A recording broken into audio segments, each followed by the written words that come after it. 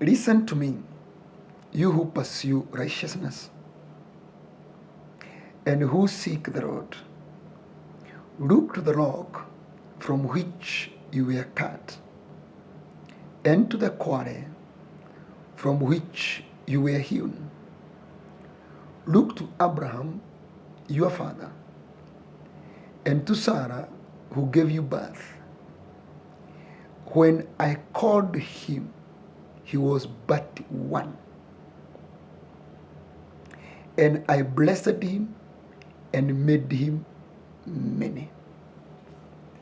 Praise Jesus Christ. Isaiah 51, verse 1 and 2. If you listen to God speaking to the people of Israel,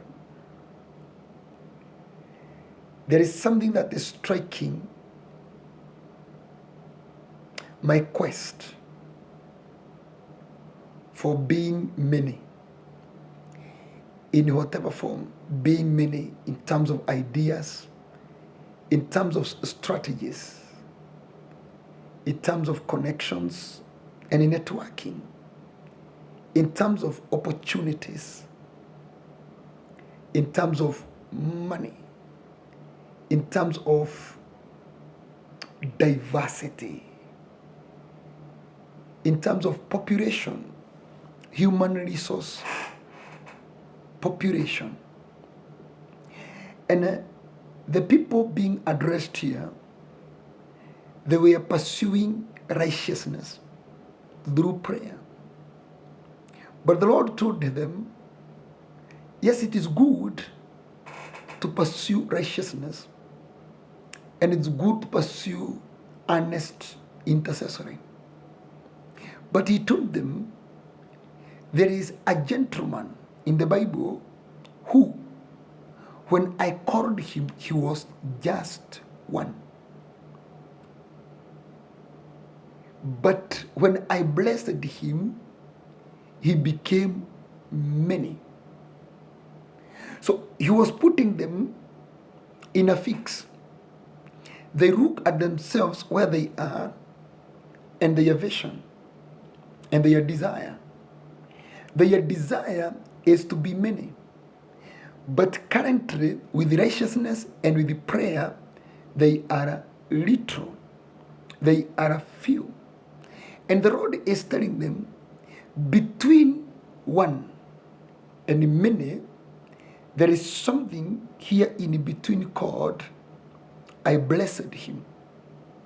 And we learned from the book of Proverbs that the blessing of the Lord, in Proverbs chapter number 10 and verse 22, the blessing of the Lord brings wealth, and he adds no trouble to it. And he's telling these people, when I blessed him, he became many. But if you look at verse 1b, there is a very fundamental God is unpacking for them. And he's telling them, with the prayer and with the righteousness, your life is not changing. Your life has remained stagnant. Your life has remained in deplorable nature. Look at the rock from which you are cut. Look to the quarry from which you are hewn. And he defined for them what the term rock means. He told them, the rock means Abraham, and the quarry means Sarah. If we can go deeper with that kind of packaging or revelation of God, is that he was telling them the secret to moving from one to many is going back or looking at your rock from which you are cut and looking at the quarry. If you look, the quarry is in a picture of a womb. If you look at the rock, is in the picture of a father. So, in short, he was telling them, look at the blood DNA of your father and look at the womb and the umbilical cord of your mother. That is where the problem is. That's why he told them, you have been in prayers and you're very righteous, but why are things the same? He told them, with that you are okay. But if you go to the quarry and you go to the rock, if you go to the rock from where you were cut, and you go from the, look at the quarry from where you were hewn, you move from one to many. In short, the Lord was telling them, they check on their background foundation. Many people, what is holding them back in the state of lowliness, somewhere below the past, somewhere below the normal. They are not operating according to the expectation or according to the demands on the table. Whatever retains a person in littleness, in fewness, in lack, in scarcity is background foundation. The umbilical cord, the womb, and the blood DNA, the blood running in you, your father's blood. We can speak so many things, but we are just highlighting something. So the key one I want you to notice is this. Once you work out on your foundation, you are in for moving from one to many. Can we just use the word in the book of Malachi? I've just been reminded. Is it Malachi? Haggai. Haggai chapter number 2 and verse 16. Can I read verse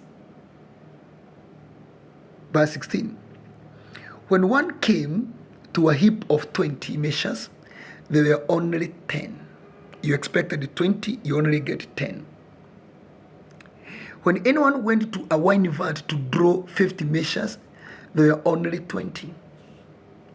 I struck all the work of your hands with bright mildew and hail, yet you did not turn to me, declares the Lord. But look at verse 18. From this day on, from this 24th day of the 9th month, give careful thought to the day when the foundation of the Lord's temple was laid. Give careful thought to the day when the foundation of the Lord's temple. This is the Lord's temple. Your body is the Lord's temple. Does it have a foundation?